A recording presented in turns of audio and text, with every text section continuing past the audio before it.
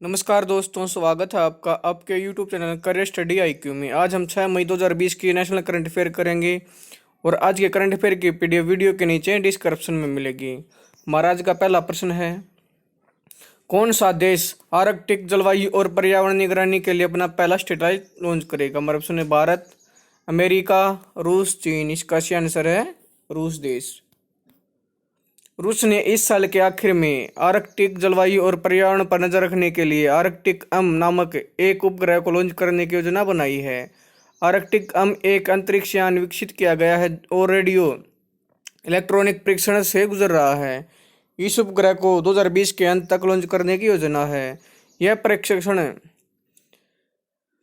SOYUZ-21B वाहक rocket पर frigate booster के साथ होगा। आर्कटिक एक रिमोट सेंसिंग और आपातकालीन संचार उपग्रह है जो मौसम के पूर्वानुमान के में सुधार करेगा और वैज्ञानिकों को आर्कटिक क्षेत्र में जलवायु परिवर्तन का बेहतर अध्ययन करने में सक्षम बनाएगा। उपग्रह के प्रक्षेपण के माध्यम से रूस का उद्देश्य आर्कटिक क्षेत्र की मौसम की स्थिति की निगरानी के लिए समर्पित एक अद्वितीय उपग्रह नेटवर्क विकसित करना है। व्लादिमीर पुतिन रूस के राष्ट्रपति हैं। मॉस्को रूस की राजधानी है। रूसी रूबेल मुद्रा रूस की है। हमारा अगला प्रश्न, हाल ही में RBI बैंक ने किस बैंक का लाइसेंस रद्द कर दिया है? हमारे option HDFC bank, Canara bank, CKP cooperated bank limited Mumbai, मूर बैंक गुजरात। इसका सही आंसर है CKP cooperated bank limited Mumbai. भारतीय रिजर्व बैंक RBI ने CKP cooperative bank limited Mumbai का लाइसेंस रद्द कर दिया। 30 अप्रैल 2020 से यह बैंकिंग बिजनेस को बंद करने पर कर दिया गया है। RBI ने रजिस्ट्रार से भी सरकारी समितियां पुणे बैंक के मामलों को बंद करने और बैंक के लिए एक परिसमापक नियुक्त करने का आदेश जारी करने के लिए संपर्क किया है। भारतीय रिजर्व बैंक ने बैंक की वित्तीय स्थिति बताते हुए बैंक का लाइसेंस रद्द कर दिया है। यह बहुत ही प्रतिकूल अस्थायी है। बैंक न्यूनतम पूंजी और भंडार पूंजी पर्याप्त और कमाई की संभावनाओं की स्थिति को पूरा नहीं कर रहा है और न्यूनतम नियामक पूंजी की आवश्यकता को भी पूरा करता है। RBI ने यह भी पाया है कि बैंक के मामले में सार्वजनिक हित के साथ साथ जमाकर्ताओं के हित के लिए एक तरीके से संचालित किए जा रहे थे। RBI के 25वें गवर्नर हैं शक्तिकांत दास। इसका मुख्यालय मुंबई में। इसकी स्थापना 1 अप्रैल 1935 को कहाँ पे की गई थी? कोलकाता में। हमारा अगला प्रश्न है, हाल ही में किसे मैक्स बूपा का नया MD और CEO नियुक्त किया गया? हमारे ऑप्शन है कृष्णन रामचंद्रन, शरद यादव, विशाल ददवानी। इनमें से कोई नहीं। इसका सही आंसर है Krishnan Ramachandran. Max Bupa health insurance द्वारा कृष्णन रामचंद्रन को कंपनी का नया प्रबंध निदेशक MD और मुख्य कार्यकारी अधिकारी CEO नियुक्त किया गया है। वे आशीष मल्होत्रा में रोहतरा की जगह लेंगे। इससे पहले वे अपोलो म्यूनिक हेल्थ इंश्योरेंस के CEO के रूप में कार्यरत थे। उन्हें स्वास्थ्य बीमा, स्वास्थ्य सेवा और जीवन विज्ञान सेगमेंट का लगभग 23 वर्षों का अनुभव है। मैक्स बूपा हेल्थ इंश्योरेंस की स्थापना 2008 में की गई थी। इसका मुख्यालय नई दिल्ली में। हमारा अगला प्रश्न है, हाल ही में किस राज्य सरकार ने प्रवासियों के लिए एग्जिस्ट ऐप लॉन्च किया है? हमारे ऑप्शन पश्चिम बंगाल, महाराष्ट्र, मध्य प्रदेश। इनमें से कोई नहीं। इसका सही आंसर है पश्चिम बंगाल सरकार ने। पश्चिम बंगाल सरकार द्वारा एग्जिस्ट ऐप नामक एक नई ऐप लॉन्च की गई है। यह ऐप देशव्यापी तालाबंदी के दौरान पश्चिम बंगाल में फंसे अन्य 12 राज्यों के लोगों के लिए लॉन्च की गई है जो अपने मूल स्थान या राज्य लौटना चाहते हैं। एग्जिस्ट ऐप पर ऑनलाइन आवेदन करके अपने मूल राज्य में वापस जाने के इच्छुक लोगों को सक्षम बनाएगा। इन लोगों को बाहर निकलने की अनुमति समय और बेहद आसान तरीके से दी जाएगी। एग्जिस्ट ऐप पर पश्चिम बंगाल सरकार की जय बंगला वेबसाइट से जरिए फंसे लोगों को पूछ सकते हैं। इस प्रकार पश्चिम बंगाल सरकार की इस पहल से बड़ी संख्या में उन लोगों को मदद मिलेगी जो अपने मूल राज्य में वापस आना चाहते हैं। पश्चिम बंगाल की मुख्यमंत्री हैं ममता बनर्जी। इसके राज्यपाल हैं जगदीप धनखड़। हमारा अगला प्रश्न है, हाल ही में किसने साल 2020 का young career award in nano science and technology award जीता है? हमारे प्रश्न है सौरभ लोढ़ा, करण जौहर, मोहित गोयनका। इनमें से कोई नहीं। इसका सही आंसर है सौरभ लोढ़ा को। IIT बॉम्बे के प्रोफेसर सौरभ लोढ़ा को वर्ष 2020 के young career award in nano science and technology से सम्मानित किया गया है।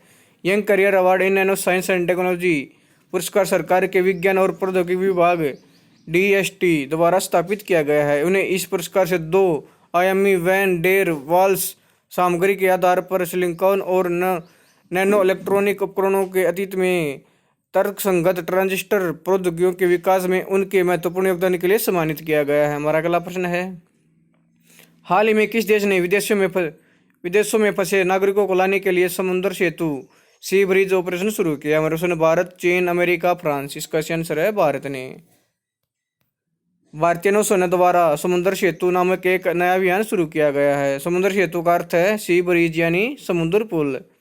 यह ऑपरेशन कोविड-19 महामारी के दौरान विदेशों में फंसे भारतीय नागरिकों को वापस लाने के प्रयास के रूप में शुरू किया गया। इस पूरे ऑपरेशन को रक्षा मंत्रालय, विदेश मंत्रालय, गृह मंत्रालय, स्वास्थ्य मंत्रालय और भारत सरकार की विभिन्न एजेंसियों और राज्य सरकारों के साथ घनिष्ठ समन्वय से चलाया जा रहा है। समुद्र सेतु ऑपरेशन के चरण 1 के तहत भारतीय नौसेना के समुद्री जहाज जल सरवा और मगर इस समय मालदीव गणराज्य के माले बंदरगाह के रास्ते में हैं, जो 8 मई 2020 से निकासी अभियान शुरू करेंगे। भारतीय नौसेना ने पहली यात्रा के दौरान कुल 1000 व्यक्तियों को वापस लाने की योजना बनाई है। इसके अलावा कोविड-19 से जुड़ी विशेष चुनौतियों को दूर करने के लिए सख्त प्रोटोकॉल भी निर्धारित किए गए हैं। नौसेना स्टाफ के प्रमुख हैं एडमिरल करमबीर सिंह। हमारा अगला प्रश्न है, वर्ल्ड बैंक की ऋण शाखा IBRD में अमेरिका के नए प्रतिनिधि कौन होंगे? हमारा option Ashok, Michael Pinto, Satyapal Malik, Manisha Singh. इनमें से कोई नहीं। इसका आंसर है अशोक माइकल पिंटो को। अमेरिकी राष्ट्रपति डोनाल्ड ट्रंप ने भारतीय अमेरिकी वकील अशोक माइकल पिंटो को वर्ल्ड बैंक की ऋण शाखा इंटरनेशनल बैंक फॉर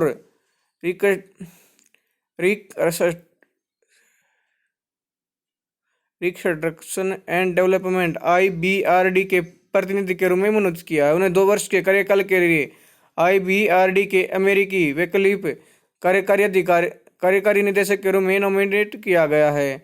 वर्तमान में वे संयुक्त राज्य अमेरिका के राजकोष विभाग डिपार्टमेंट ऑफ ट्रेजरी में अंतर्राष्ट्रीय मामलों के अवर सचिव के रूप में सलाहकार के रूप में कार्यरत हैं।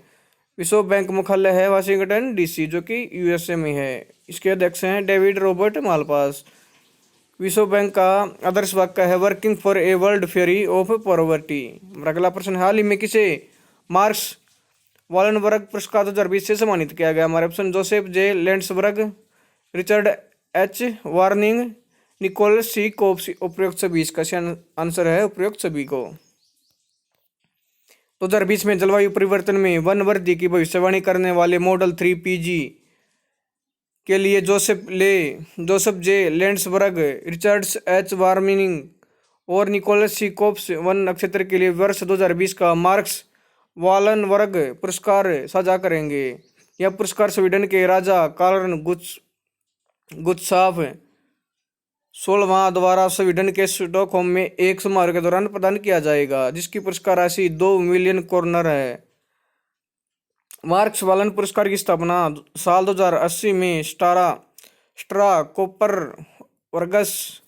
वर्क्सलेक्स AB द्वारा डॉक्टर मार्क्स वालनबर्ग द्वारा बोर्ड ऑफ डायरेक्टर्स के सदस्य और अध्यक्ष के रूप में लंबे समय तक प्रदान की गई सेवाओं को सम्मानित करने के लिए इसकी वार्षिक बैठक में की गई थी। इस पुरस्कार को दिए जाने का मुख्य उद्देश्य उन वैज्ञानिक उपलब्धियों को पहचानने के और प्रशंसित करना और बढ़ावा देना है जो ज्ञान को व्यापक बनाने और वानिकी वनोद्योगों के महत्व के क्षेत्र में तकनीकी विकास में महत्वपूर्ण योगदान देते हैं। हमारा अगला प्रश्न है, हाल ही में किसने किम जोंग उन को द्वितीय विश्व युद्ध मेडल से सम्मानित किया? हमारा ऑप्शन है व्लादिमीर पुतिन, नरेंद्र मोदी, शेख हसीना। इनमें से कोई नहीं। इसका आंसर है व्लादिमीर पुतिन ने। रूसी राष्ट्रपति व्लादिमीर पुतिन ने नाजी जर्मनी जीत की 75वीं वर्षगांठ के अवसर पर उत्तर कोरिया के तानाशाह किम जोंग उन को स्मारक चिन्ह युद्ध मेडल से सम्मानित किया है। उत्तर कोरिया नेता किम जोंग उन को द्वितीय विश्व युद्ध मेडल उत्तर कोरिया क्षेत्र में मारे गए सोवियत सैनिकों की स्मृति को संरक्षित करने में उनकी भूमिका के लिए सम्मानित किया गया है।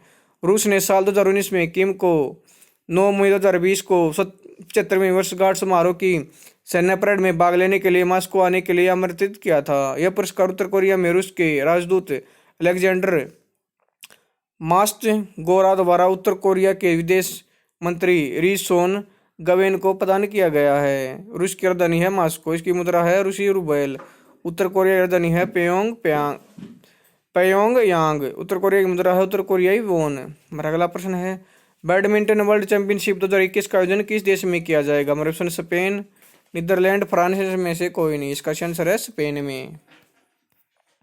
इस साल आयोजित होने वाले बैडमिंटन वर्ल्ड चैंपियनशिप 2020 को अगले साल यानी नवंबर 2021 तक के लिए स्थगित कर दिया गया है। यह टूर्नामेंट हर साल अधिकतर अगस्त में आयोजित किया जाता था, लेकिन अब इसे 29 नवंबर से 5 दिसंबर 2021 तक आयोजित किया जाएगा। इस विश्व चैंपियनशिप को स्पेन के हुआवे में कोरोलिना मारिन स्टेडियम में आयोजित किया जाएगा। निलंबित किए गए अधिकांश टूर्नामेंट टोक्यो ओलंपिक के लिए क्वालिफायर थे। इस चैंपियनशिप का आयोजन वर्ल्ड बैडमिंटन वर्ल्ड फेडरेशन और स्पेनिश वर्ल्ड बैडमिंटन फेडरेशन द्वारा किया जाता है। बैडमिंटन वर्ल्ड फेडरेशन मुख्यालय है कुआलालंपुर, मलेशिया में। बैडमिंटन वर्ल्ड फेडरेशन की स्थापना 5 जुलाई 1934 को। इसके अध्यक्ष हैं पोल एरिक होयर लार्सन।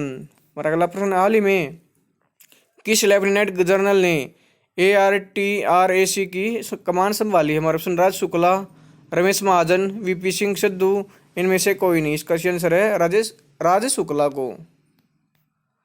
लेफ्टिनेंट जनरल राज शुक्ला ने आर्मी ट्रेनिंग कमांड ARTRAC की कमान संभाल ली है। जनरल शुक्ला को दिसंबर 1982 में रेजिमेंट ऑफ आर्टिलरी में कमीशन्ड किया गया था। उन्हें ईस्टर्न और डेजर्ट थिएटर्स में मीडिया रेजिमेंट, आतंकवाद विरोधी अभियानों, एक इन्फेंट्री ब्रिगेड, घाटी में नियंत्रण रेखा के पास एक इन्फेंट्री डिवीजन और पश्चिम सीमा के साथ एक कोर की कमान संभाल ली है। जनरल शुक्ला ने सैन्य अभियान निदेशालय में दो कार्यकाल के लिए सेवाएं प्रदान की और सेना मुख्यालय में महानिदेशक परिप्रेक्ष्य योजना के रूप में कार्य किया है। वह भारतीय सेना के द आर्मी वार कॉलेज के भी कमांडेंट रह चुके हैं। 28वें सेनाध्यक्ष हैं जनरल मनोज मुकुंद नरवाणे।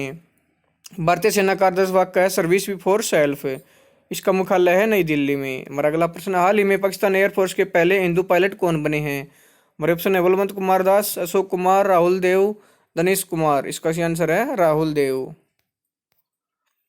सिंध इलाके के थरपरकर निवासी राहुल देव पाकिस्तान एयरफोर्स के पहले हिंदू पायलट बने हैं। राहुल बतौर GD पायलट भर्ती हुए हैं और पाकिस्तानी राजधानी है इस्लामाबाद और पाकिस्तान के प्रधानमंत्री हैं इमरान खान। हमारा अगला प्रश्न, हाल ही में किस राज्य सरकार ने संबल योजना को लॉन्च किया है? हमारे ऑप्शन मध्य प्रदेश, महाराष्ट्र, पश्चिम बंगाल, इनमें से कोई नहीं। इसका आंसर है मध्य प्रदेश ने।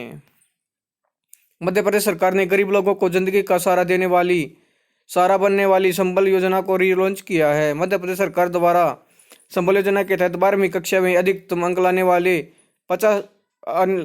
5,000 छात्रों को 30,000 रुपये का पुरस्कार देगी। मध्य प्रदेश के मुख्यमंत्री हैं शिवराज सिंह चौहान। इसके राज्यपाल हैं लालजी टंडन। हमारा अगला प्रश्न है, अमेरिका में भारतीय मूल की किस अभियोजक को न्यूयॉर्क की अदालत में न्यायाधीश नियुक्त किया गया? हमारे ऑप्शन सरिता कुमाती रेड्डी, सविता सिंह, सुष्मिता सेन, सुमन सांगवान। इसका आंसर है सरिता कुमाती रेड्डी को। भारतीय मूल की अभियोजक सरिता कोमाती रेड्डी अमेरिका के न्यूयॉर्क की अदालत में न्यायाधीश नियुक्त की गई है। 12 फरवरी को डोनाल्ड ट्रंप ने न्यूयॉर्क के पूर्वी जिले के लिए सरिता कोमाती रेड्डी को नामित किया था। हमारा आज का आखिरी प्रश्न है, हाल ही में किस पॉलिटिकल पार्टी के सांसद अधीर रंजन चौधरी को संसद की लोक लेखा समिति का अध्यक्ष चुना गया है? हमारे ऑप्शन भाजपा, आम आदमी पार्टी, कांग्रेस, समाजवादी पार्टी। इसका आंसर है Congress party. Congress political party के सांसद अधीर रंजन चौधरी को संसद की लोक लेखा समिति का अध्यक्ष चुना गया है। साथ ही कमेटी में लोकसभा और राज्यसभा के 19 दूसरे सदस्य भी चुने गए हैं। इस समिति का कार्यकाल 1 मई 2020 से 30 अप्रैल 2021 तक होगा।